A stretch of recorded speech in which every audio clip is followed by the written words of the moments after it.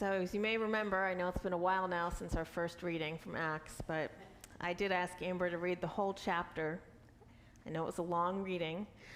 I do hope at the very least you heard that people called the Apostle Paul a babbler. For those of you who have a mixed relationship with Paul, just know that that is biblical, okay? But it's such a good story, this story from Acts, where Paul goes to Athens. And he's gone to Athens, by the way, because he's gotten kicked out of a few cities prior to this. And his companions are not with him yet, and he is in Athens all by himself. Now, I know some of you have been to Athens. Maybe you've been to what is called in the text the Areopagus. It was also called Mars Hill. It's a little northwest of the Acropolis and was named after Ares, the god of war, who is the equivalent to the Roman god Mars. So on this little outcropping of rocks, Paul finds himself addressing an Athenian audience. Now this has happened because he was wandering around the city, saw a lot of statues to Greek Roman gods that he didn't like, and so he started telling people about his religious conversion and what he had experienced with Jesus Christ. Some people thought he was a babbler. Other people were kind of interested in what he had to say. So they asked him to go to this Areopagus to address them further, to just tell them. In modern day terms, we can think of this as maybe someone writes an interesting comment on a Reddit thread and then decides to start a blog so that more people can read and hear what he has to say. I know for some of you those words don't make sense, but for others of you they do. So, that's the challenge of church life. So he's speaking to a bunch of folks who, I want to say, these are people who are actually quite different than the kind of people that Jesus would have taught and spoke to while he was living. These were people who were not poor or mistreated or marginalized like Jesus's typical audiences. These were most likely people in power. We even hear the Stoics and the Epicureans. These are philosophical schools in Athens, right? So these are people who are highly educated, people in power. And Paul wisely uses rhetorical strategies in what he's saying to them that they would have recognized as being normal, being used at the time. His first step in this rhetorical strategy would have been to praise the audience, which is something we still do today, right? It's very common for someone to get up and say, "Oh, you all are such a good crowd," or "Wow, you're looking really good," or something like that. And that's kind of a smaller version of what Paul was doing in the beginning, where he says, "I see that you are very religious. You've got all of this stuff going on here in Athens, and you have all this poetry, and you have this beautiful statue to an unknown god." So he's complimenting them as part of the rhetorical strategy. He's also trying to name common ground between what he is about to say to them and what their dominant religious ideas were. So to do that, he quotes two poems from Greek poetry. That phrase, "In him we live and move and have our being," that comes from a poem from the 6th century BCE in Greek. It's actually a hymn to Zeus. And then the other thing he quotes is, "For we are all his offspring," and that is from a poem that came about 300 years later, so about 300 years before the birth of Christ, from a poem called Phenomena, which was actually more about kind of weather and constellations and things like that. So that's what Paul is doing at the Areopagus. Now, Paul did this in every city that he went to, in some manner. He didn't always speak to people like he was speaking to the Athenians, because not every crowd he spoke to was a bunch of philosophers that didn't actually agree with one another on stuff. He spoke to different people all over that area, Asia Minor. And I found myself wondering this week about those people who heard him. Because we heard in the chapter, the part that wasn't in the lectionary, but that Amber read anyway, there was a mixed reaction in Athens, right? Some people thought Paul had a lot of interesting things to say. Others just kind of scoffed at him. And I'd like to tell you about one person who heard Paul teach and whose life was changed. It was not in Athens, and she's not in the Bible. Her name was Tekla. She wasn't in Athens, as I said, but she was nearby in a city in Turkey called Iconium. And that was a place that Paul visited frequently. I can't remember. I think it's in Ephesians. No, not Ephesians. I can't remember. There's a book where it talks about him going to the city in the Bible. I can't remember which one it is now. So he frequents that city, and we hear about all of his adventures there. But there's also a little book from the 2nd century called The Acts of Paul and Tekla. And you can think of this as kind of devotional literature. Something that maybe if you walked into Barnes & Noble and walked into the Christian living section or Christianity section, and you see a bunch of books that are not in the Bible and are not, written by Paul or Jesus or, whatever, but they're there and they're like helpful in people's spiritual journeys, right? Probably a lot of you have read books like this. That's what this book, Acts of Paul and Tekla, was in the 2nd century. It was very, very popular at the time. It was kind of an adventure book, to be honest. And when I say it was popular, what I mean is that things are popular when they reflect a lot of the beliefs and practices of the people of that time, right? That's what makes something popular, is it really taps into something important that's going on in that historical moment.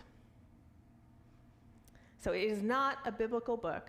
It was not included in the Bible, but it was an important part of the devotional literature of 2nd century Christians. Now, in this text, it is said that in Iconium, Tekla spent 3 days sitting by her window, listening to Paul teach about Jesus. She was riveted. And like any parent, maybe, that sees their child suddenly doing something a little off, Tekla's mother became quite concerned about what was going on, what kind of nonsense was being put into Tekla's head. The other person that became very concerned was Tekla's fiance. They were both concerned that Tekla was going to follow Paul's teachings. So they went to the authorities and had Paul sent to prison. Now, their concern was that Paul was making young women averse to marriage. Tekla visited Paul in prison when Paul was imprisoned and refused to leave him. Eventually, because of the interventions of Tekla's mother, Paul was made to leave the city, and then Tekla herself was condemned to death. However, Tekla was miraculously saved from being burned at the stake by the onset of a sudden storm. I'm guessing that means it put out the fire. She then escaped and encountered Paul outside the city, where she declared, now hold on tight, "I will cut my hair off and follow you wherever you go." Now, this book, remember, it's kind of an adventure story. So there are a lot of miracles and battle scenes. In one, probably my favorite, Tekla is thrown to the lions. People are often trying to execute her. She's thrown to the lions, but she is saved because all of the lionesses protect her from the lions. Now, I want you to remember, this was an early Christian text that reflected the views of the times, and that Tekla was very popular in Christian imagination. She cut her hair short, she left her fiancé and her parents, who really wanted to see her married off. She left and became a teacher in a male-dominated society with the Apostle Paul. So if anyone tells you that Christianity has always been a patriarchal religion, I want you to hold on to Tekla, okay? Now, what's interesting to me in that story is that in the story of Tekla, Paul is thrown out of the city, and as I said, he's had that experience before, right? Paul is routinely thrown out of cities. He's not thrown out of Athens, where he was today in our readings, where the speech at the Areopagus is given, but he's not wildly successful there either, in terms of starting a new church, which was his goal. He went around starting churches in Ephesus and Corinth and all of that. So it's not like Tekla or anyone who hears Paul is drawn to his message because it's stylish or cool or respectable, because that's not Paul's experience in the world. And looking at Tekla's story, I have to think a lot of people were drawn to these teachings because it made life meaningful in a way that the practices and cultural frameworks they had been handed did not.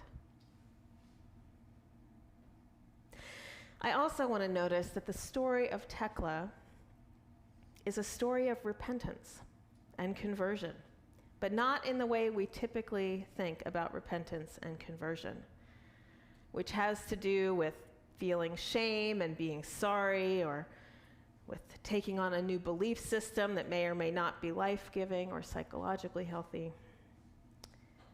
But in Tekla's example, we have repentance that is turning away from one way of life and turning towards another. She's turning from looking like someone who had everything to gain in her society to someone who walked away. She's turning from looking like someone living into her gifts in a society where someone like her was not supposed to have those gifts.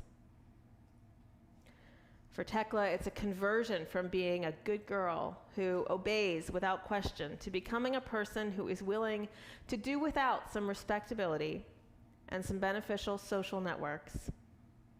A person who's willing to look a little weird and unconventional and not do things that make sense to everyone in order to be closer to the source of life, the one in whom we live and move and have our being. That's what Jesus did, after all. That's what he taught, and more importantly, that's what he modeled for his disciples. That's what his disciples modeled for Paul, and that's what Paul modeled for Tekla. And in our world today, we often think about how evil spreads. Think about on the internet, how do conspiracy theories spread, and how does radicalization of people spread? How does racism spread? We think so much about how evil is contagious, but I think these stories really show goodness, sacredness, courage, joy, the gospel itself. These are also very contagious. And Tekla, who is not even in the Bible, but is recognized as a saint, she caught it. She caught it and she passed it on. And I mean, she really passed it on.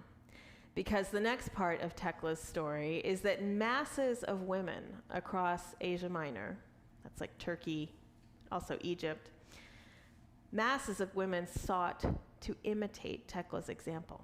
They lived in households like normal people, but they were unmarried. Or they lived in tombs, as Tekla was often rumored to have done. Or they lived in monasteries. They would travel together telling stories of Tekla, passing on her teachings. Sometimes they dressed like men when they traveled, as Tekla also did. It was safer that way. Traveling as a woman, better to look like a man. Women would name their daughters after her and engrave her face on their tombs. They built strong communities of mutual empowerment. And friends, in the Eastern Orthodox Church, who you may know or you may not, but if it is possible, it is even more patriarchal than the Western Church, which is known as the Catholic Church. In the Eastern Church, where women are not even allowed to approach the altar, Tekla is considered equal with the apostles. There's another detail about Tekla, which may seem a little weird to mention on Mother's Day, but bear with me for a second. Her own mother was so furious about her leaving her fiancé that she reported Paul and Tekla. She reported Paul to be beaten and exiled. But then she also requested that Tekla, her own daughter, be made an example and executed. So I'm going to guess here that Tekla's relationship with her mother was not the greatest. But God provided what she needed to find her way. And how many people over the centuries do you think had Tekla as a spiritual mother?